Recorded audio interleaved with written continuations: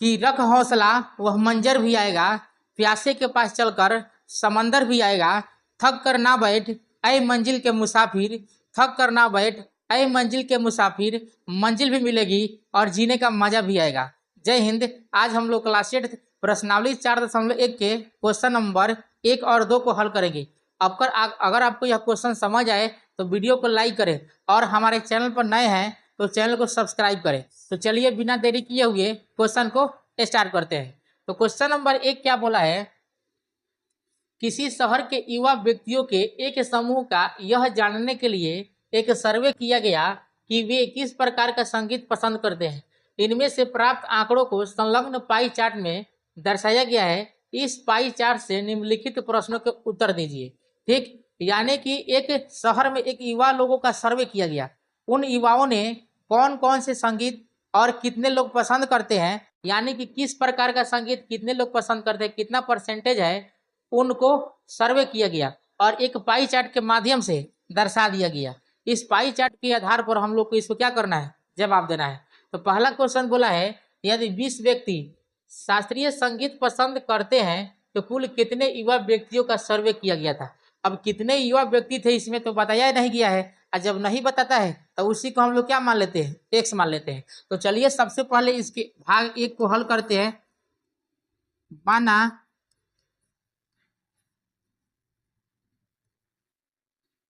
कुल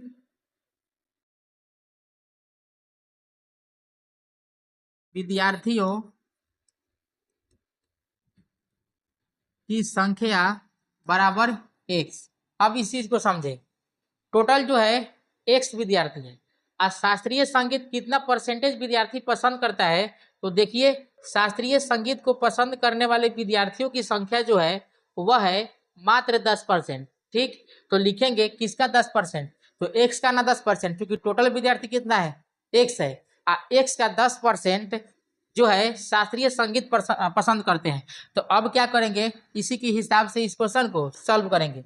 लिखेंगे प्रश्न से, यानी प्रश्न जैसे कह रहा है वैसे करेंगे। तो देखा जाए एक्स का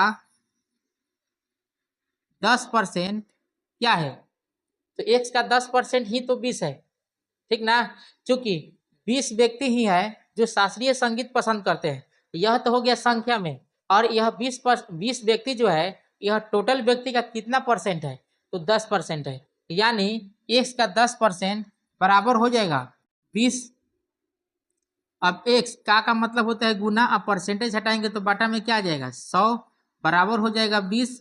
अब एक जीरो से एक जीरो कैंसिल हो जाएगा, तो हो कितना जाएगा, तो देखिए यह 10 जो है इधर भाग में है, जब इसका पक्षांतर करेंगे तो क्या हो जाएगा, गुना में हो जाएगा। यानी एक्स बराबर हो जाएगा 20 गुने 10। इसलिए एक्स का मान आ गया कितना, 200।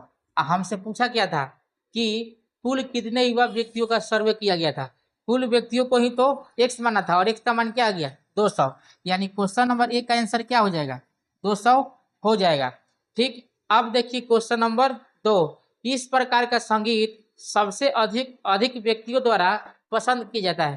तो आप यहाँ देख रहे हैं जो मनोरंजन संगीत होती है, यानी कि जो इंटरटेनमेंट करने वाली संगीत होती है वह टोटल 40% है। यानी सबसे अधिक परसेंटेज किसका है, इसी का है। तो 2 का आंसर क्या हो जाएगा, यहीं पर आंसर दे देते हैं, डैश देकर के लिख देते हैं कि मनोरंजक। ठीक ना, आपसे प्रकार पूछा है इसलिए मनोरंजक हो गया। यदि कोई कैसेट कंपनी 100 सीडी बनाए तो वह प्रत्येक प्रकार की कितनी सीडी बनाएगी। अब इस क्वेश्चन को देखिए, देखिए यह क्वेश्चन नंबर 1 हो गया है, आप इस चीज को देख ले। अब इसको मिटा देते हैं और यहीं पर जो है क्वेश्चन नंबर 3 को हल करेंगे। ठीक, अब देखिए क्वेश्चन नंबर 3 बोला है टोटल कैसेट कितना मर रहा है, 100। तो बोला है कि प्रत्येक प्रकार का कितना कैसेट बनाना पड़ेगा। तो सबसे पहले हम शास्त्रीय संगीत से ही स्टार्ट कर रहे हैं। लिखेंगे शास्त्रीय संगीत की कैसेटों की संख्या बराबर अब टोटल कैसे कितना बन रहा है, तो 1000 बन रहा है। 1000 का 10% कितना होगा, तो शास्त्रीय संगीत होगा, यानी इसका 10% क्या हो जाएगा, तो शास्त्रीय संगीत हो जाएगा। अब 10% यानी कि परसेंटेज हटाएंगे तो बटा में क्या आ जाता है, 100 आ जाता है। 2 जीरो से 2 जीरो कैंसिल हो जाएगा, तो 10 दांगा कितना हो जाएगा, 100। यानी 100 का एसेट जो होगा वह शास्त्रीय संगीत का बनाना पड़ेगा। दूसरा क्या है, तो इसको मान लेते हैं लोक संगीत, यानी लोक संगीत की कैसेटों की संख्या बराबर, तो टोटल है 1000। 1000 का कितना परसेंटेज है यह, तो 30%, 30% है। ठीक, फिर उसी प्रकार से करेंगे 1000 गुने 30/100, तो 2 जीरो से 2 जीरो तो कैंसिल हो जाएगा, तो हो जाएगा कितना, 300। 300 हो गया लोकगीत का। उसके बाद क्या है, मनोरंजक का। मनोरंजक संगीत की कैसेटों की संख्या बराबर 1000 गुने 40% बराबर 1000 गुने 40/100। 2 जीरो से 2 जीरो कैंसिल हो जाएगा, तो यह कितना हो जाएगा, 400। ठीक, अगला जो है उप शास्त्रीय संगीत। उप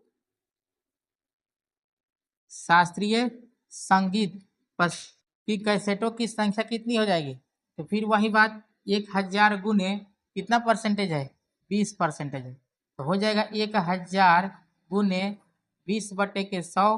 तो 2 जीरो से 2 जीरो कैंसिल हो जाएगा, यह कितना हो जाएगा, 200। सबको जोड़ेंगे तो फिर से कितना आ जाएगा, 1000 आ जाएगा। तो 3 आ 1 400, 4 4 8 और 2 1000 आ गया। तो इस प्रकार से हम लोग प्रत्येक प्रकार के कैसेट जो होगा कितना कितना बनेगा उसको देख लिए, यानी यही जो होगा इस क्वेश्चन का आंसर हो जाएगा। तो चलिए अब हम लोग क्वेश्चन नंबर 2 को देखते हैं। क्वेश्चन नंबर 2 दिया गया है, 360 व्यक्तियों के एक समूह से 3 ऋतुओं वर्षा, सर्दी और गर्मी में से अपने मनपसंद ऋतु के लिए मतदान करने को कहा गया। इनसे प्राप्त आंकड़ों को संलग्न चित्र में दर्शाया गया है। किस ऋतु को सबसे अधिक मत मिले हैं, तो आप देखिए जो शीत ऋतु है उसको सबसे अधिक मत मिले हैं, कितना, तो आप में इसमें ऋतु के नाम लिखना है। तो इसका जो आंसर हो जाएगा वह हो जाएगा शीत ऋतु। ठीक, आगे क्वेश्चन बोला है प्रत्येक त्रिज्य खंड का केंद्रीय कोण ज्ञात करना है, यानी कि इसका केंद्रीय कोण ज्ञात करना है। तो चलिए यहीं पर जो है इसमें हम जोड़ देते हैं।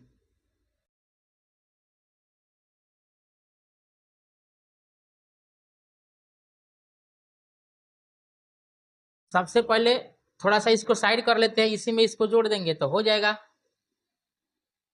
आप लोग जो है इसको कॉपी पर उतार करके बनाइएगा, फिगर नहीं बनाना है, केवल ऋतु का नाम लिख लेना है, फिगर को छांट दीजिएगा। तो सबसे पहले क्या करते हैं, जो कुल होता है उसको जोड़ देते हैं। टोटल कितना है इसको जोड़ दीजिए, तो 150 और 120 270 हो गया। और 270 में जब 90 जोड़ेंगे तो कितना हो जाएगा, 5 2 7 और 9 और 7 16 का 6 1 1 2 और 1 3, टोटल कितना हो जाएगा 360। हमसे क्या पूछा है, तो केंद्रीय कोण ज्ञात करना है। जैसे यह खंड बनाया है उसी खंड को थोड़ा आगे बढ़ा देंगे और लिख देंगे केंद्रीय कोण। केंद्रीय कोण, तो केंद्रीय कोण बनाने के लिए हमसे कहा है, ठीक ना। तो केंद्रीय कोण कैसे बनेगा, तो जो टोटल होता है उसको लिखते हैं नीचे। टोटल कितना है 360, इसको नीचे लिख दीजिए। आज जितना है ग्रीष्म ऋतु का कितना है, तो 90, 90 को ऊपर रख दीजिए और सब में 360 से गुना कर देते हैं। 360 से गुना काहे करते हैं, इस चीज को समझे। तो जो वृत्त होता है इसी को तो पाई चार्ट कहते हैं नहीं। अब इसी में जो केंद्र होता है इसके द्वारा इसे बना दिया जाएगा तो इसको पाई चार्ट कहा जाएगा। और यहाँ जो कोण बनता है इसी को क्या कहा जाता है, केंद्रीय कोण कहा जाता है। अब यह जो कोण बनेगा तो टोटल वृत्त का कोण का मान कितना होता है, तो 360 डिग्री होता है, इसीलिए 360 से गुना कर रहे हैं। और नीचे 360 इसलिए लिखे हैं कि टोटल जो है 360 है और उसका 90 भाग जो है वह ग्रीष्म ऋतु है, ठीक है। इसलिए 360 से भाग कर दिए हैं और गुना 360 से कर दिए हैं। ठीक ना। अब इसको हल करेंगे और क्या हो जाएगा, केंद्रीय कोण का मान निकल करके आ जाएगा। तो 360 से 360 तो कैंसिल हो जाएगा, तो बचेगा क्या 90 डिग्री। इसका कितना हो जाएगा, तो 120 बटे के 360 और फिर 360 में गुना कर देंगे, तो 360 से 360 कैंसिल हो जाएगा, बचेगा कितना 120 डिग्री। इसमें कितना हो जाएगा 150 बटे 360, फिर 360 से गुना कर देंगे, इससे इसे कैंसिल हो जाएगा, तो होगा कितना 150 डिग्री। तो इस प्रकार से जो 2 नंबर क्वेश्चन था उसको हल कर लिए। देखिए यह कोई जरूरी नहीं है कि यहाँ 150 है तो यहाँ भी 150 ही आएगा। 150 इसलिए आ गया है, यानी जो था यहाँ वही यहाँ आ गया है। इसका कारण यह है कि नीचे कितना जा रहा है 360 जोड़ने पर आ गया, इसलिए 360 से 360 कैंसिल हो गया है, और जो था मतों की संख्या वही क्या हो गया है, केंद्रीय कोण आ गया है। तो आप इस चीज को जो है फिगर में ही नहीं बना लीजिएगा, आप इसको क्या है अलग उतार करके बनाइएगा। आगे लिखा नहीं गया है ताकि वीडियो लंबा ना हो, ठीक ना। अब इस प्रकार से ऋतु लिख लीजिएगा, मतों की संख्या लिख लीजिएगा, यहाँ केंद्रीय कोण लिख लीजिएगा, टोटल जोड़ दीजिएगा, जो टोटल आएगा उसको नीचे यानी कि हर में रखना है, और जो मतों की संख्या है उसको ऊपर यानी कि अंश में रखना है, और 360 से गुना करना है, क्योंकि टोटल जो वृत्त का कोण होता है वह 360 डिग्री होता है। ठीक, अब देखिए क्वेश्चन नंबर 3, इस सूचना को दर्शाने के लिए एक पाई चार्ट खींचिए। अब इसका पाई चार्ट बनाना है, तो पाई चार्ट बनाने के लिए आपको चाहिए क्या चीज, तो प्रकार चाहिए, पेंसिल चाहिए, और साथ में चांद की भी सहायता चाहिए। तो चलिए इसको हम पाई चार्ट बना लेते हैं। सबसे पहले एक हम सर्कल खींचेंगे। पाई चार्ट जब बनाते हैं तो थोड़ा इस पर ध्यान दीजिएगा, ठीक ना। इसको थोड़ा और छोटा कर देते हैं ताकि इसी में हट जाए। पाई चार्ट बनाने में ध्यान दीजिएगा, क्योंकि यहाँ बहुत ही बारीकी से समझना पड़ता है। सबसे पहले आपका काम क्या है, जैसे जैसे कह रहे हैं वैसे वैसे कीजिएगा। सबसे पहले एक वृत्त खींच लीजिए, किसी भी त्रिज्या का एक वृत्त खींच लीजिए। वृत्त बन गया, वृत्त बन गया तो उसका जो है केंद्र को ध्यान रखिएगा, केंद्र को गाढ़ा कर दिए ताकि पता चले कौन सा केंद्र है। अब इसका काम खत्म, इसको हटा दीजिए। अब स्केल से जो है एक त्रिज्या खींच दीजिए। आप त्रिज्या आर पार भी खींच सकते हैं या आधा भी खींच सकते हैं। तो सबसे पहले एक त्रिज्या खींच दीजिए ताकि पता चले कि हमको कोण बनाना कहाँ है, ठीक ना। इसको पूरा गाढ़ा कर देते हैं। अब चाहिए चांद, इसका काम खत्म।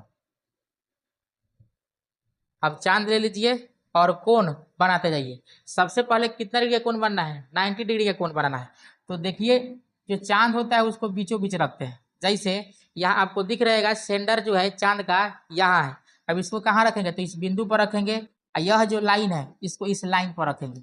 अब यहाँ रखे, हमको कितना डिग्री का कोण बनाना है, तो 90 डिग्री का कोण बनाना है। अब इसको क्या करेंगे, तो यहाँ आप में तो ऐसा नहीं होगा, तो इसके लिए क्या किए 90 डिग्री यहाँ है, 90 डिग्री को ऐसा बूंदा कर दीजिए, और फिर जाकर के स्केल की सहायता से मिला देंगे। क्योंकि यह स्मार्ट बोर्ड है इसलिए इसकी सहायता से जो है यहाँ इसको ला करके रख देंगे, 90 डिग्री का कोण बन जाएगा।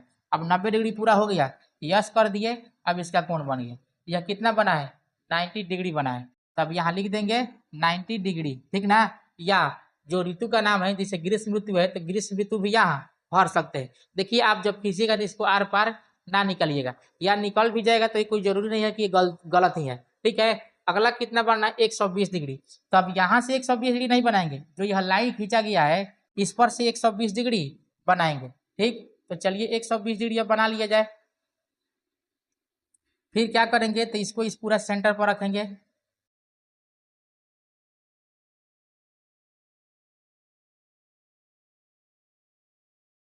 पूरा सेंटर पर हो गया।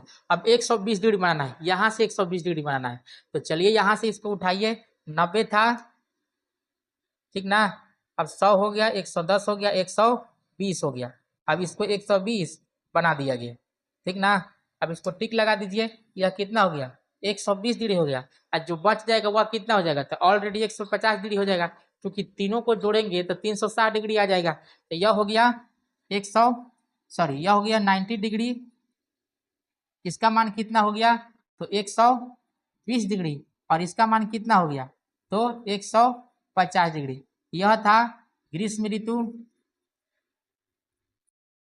यह था वर्षा ऋतु और यह था शीत ऋतु। ठीक ना। तो इस प्रकार से हम लोग पाई चार्ट खींच लिए। पाई चार्ट में फिर से एक बार स्टेप बाय स्टेप समझा देते हैं। सबसे पहले किसी भी त्रिज्या का वृत्त खींच लेना है। उसके बाद केंद्र से एक त्रिज्या खींच देना है। वहां से सबसे पहले पहला कोण, जैसे यहाँ 90 डिग्री बोला था तो 90 डिग्री बना दीजिए।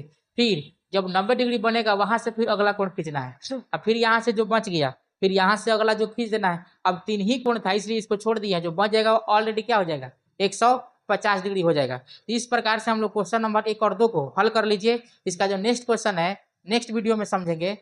अगर आपको यह क्वेश्चन समझ में आया हो तो वीडियो को लाइक कीजिए, चैनल पर नए हैं तो चैनल को सब्सक्राइब कीजिए, साथ ही अपने दोस्तों को शेयर कीजिए। मिलते हैं नेक्स्ट वीडियो में नेक्स्ट क्वेश्चन के साथ। तब तक के लिए जय हिंद।